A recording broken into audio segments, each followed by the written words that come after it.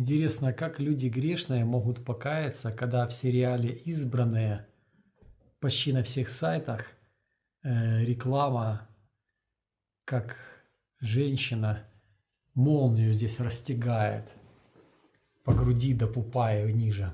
Я всегда руку успеваю поставить и выключить звук. Насколько мир демонизирован, что где самая святость, там самая... Да, Иисус пришел ради грешников, и написано, что грешники идут первыми в Царство Небесное. Там, где вся грязь, туда Иисус приходит. И эти люди быстрее осознают потребность в Боге, чем те, которые, казалось бы, страшными грехами не грешат. Они думают, там мы и так не грешили. Мы типа в своей праведности в рай войдем.